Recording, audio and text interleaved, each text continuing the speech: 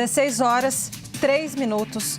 A primeira turma do Supremo Tribunal Federal acaba de formar maioria para rejeitar o recurso de Jair Bolsonaro pela condenação no julgamento da trama golpista.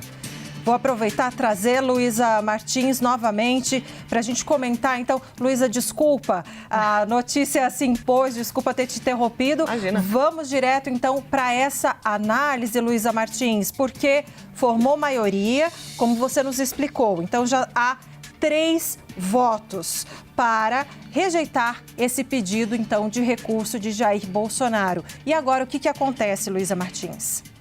Bom, agora tem que aguardar o próximo voto, né? Que é o da ministra Carmen Lúcia. Como a gente vinha falando antes aqui, né, Débora? Já havia essa expectativa de que todos os ministros votassem hoje mesmo, apesar do plenário virtual ficar aberto ao longo de uma semana.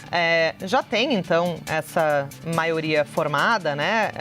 É claro que nesse ponto, normalmente quando tem 3 votos, a gente fala da maioria porque o colegiado é formado habitualmente por 5 ministros. Nesse caso, estão participando desse julgamento apenas 4 ministros, né? Porque o ministro Luiz Fux pediu transferência da primeira turma para a segunda e já não participa, então, do julgamento desse primeiro recurso apresentado pela defesa do ex-presidente Jair Bolsonaro contra a condenação imposta pela primeira turma a 27 anos e 3 meses de prisão.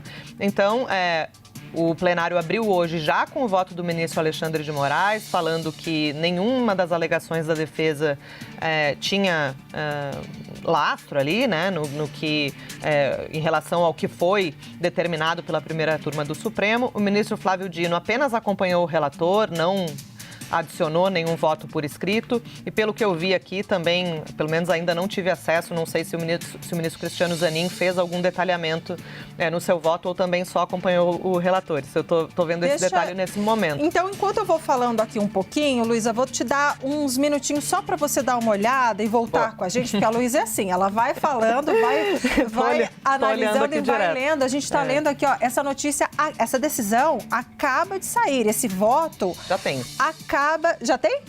Gente, não deu 30 segundos. Foi alguns segundos só, mas foi como eu falei, Débora, tanto o ministro Flávio Dino quanto o ministro Cristiano Zanin apenas acompanharam o relator, não adicionaram ali voto por escrito, então nenhum deles colocou ali as suas próprias argumentações, apenas disseram, acompanhe o relator, então com isso, tudo que o Alexandre de Moraes disse no seu voto fica chancelado, né, vamos dizer, em relação aos votos do ministro Flávio Dino e do ministro Cristiano Zanin, então fica faltando de fato votar apenas a ministra Carmen Lúcia. Existe essa expectativa, sim, Débora, de ela votar também até o fim do dia. E aí, com isso, já vai ter, né, esse resultado unânime, como a gente também antecipou aqui na CNN.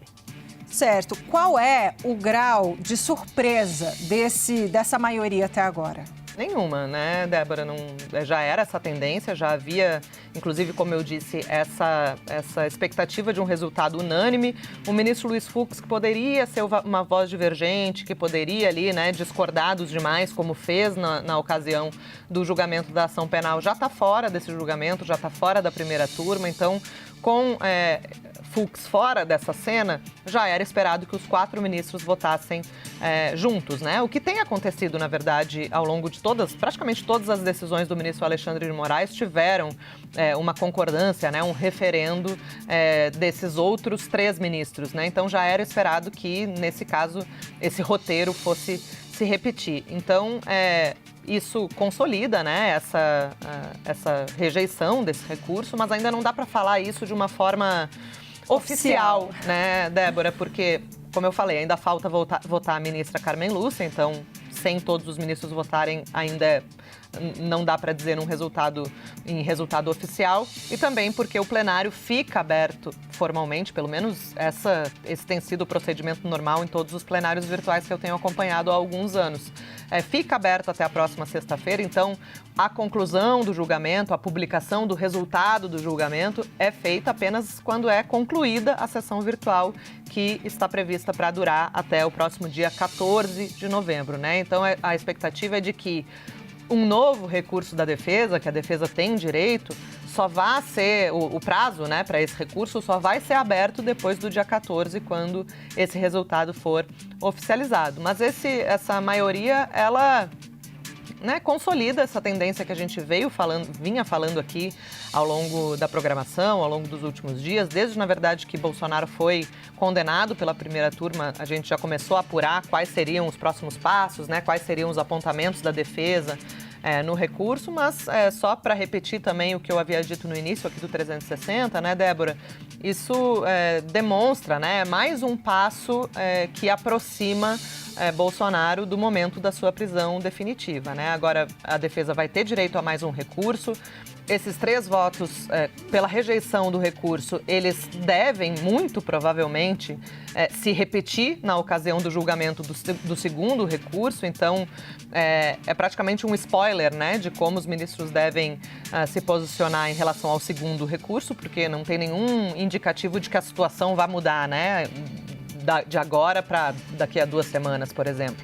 Então, essa é uma expectativa, né, que aponta para esse caminho, né, de aproximação do momento em que o STF vai expedir o mandado de prisão definitiva do ex-presidente Jair Bolsonaro para que ele tenha ali decretado o início do cumprimento da pena de 27 anos e 3 meses de prisão. Lembrando que o período em que ele está em prisão domiciliar costuma, né, pelo menos pelo que eu entendo aqui, deve ser abatido, né, desse tempo, dessa pena definitiva dos 27 anos e 3 meses. Então, vai ter aí um abatimento, né, vai ter uma diminuição, digamos assim, dessa pena, mas de qualquer maneira é uma questão de tempo até esse mandado ser expedido. E aí é como a gente vinha falando e discutindo também com o Pedro Venceslau, como que vai ser operacionalizada, né, essa prisão em regime fechado. O regime fechado já está posto, já foi definido na hora em que a primeira turma definiu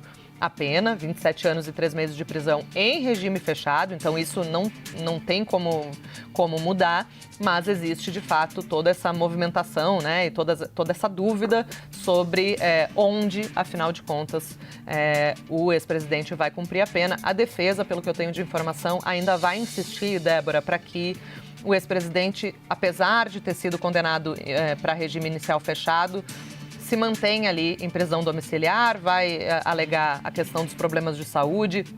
A gente já tem informação, né, desde antes, na verdade, na ocasião do julgamento, que a defesa tem montado ali um dossiê sobre as intercorrências que Bolsonaro tem apresentado no que diz respeito ao seu quadro de saúde, né, todas as internações, os procedimentos pelos quais ele teve que passar ao longo até do cumprimento da prisão domiciliar. Então, isso deve ser usado pelos advogados para tentar sensibilizar o Supremo de manter as coisas como estão. Bolsonaro em casa, cumprindo a pena definitiva, mas em um regime domiciliar, sem precisar ser levado para Papuda ou para uma cela especial na PF ou para uma cela em algum estabelecimento militar. Então, é isso. É mais um passo que aproxima, né, Débora, o momento em que o ex-presidente Jair Bolsonaro vai ter expedido contra ele, né, o mandado de prisão definitiva para começar a cumprir a pena que foi definida lá atrás pelo Supremo.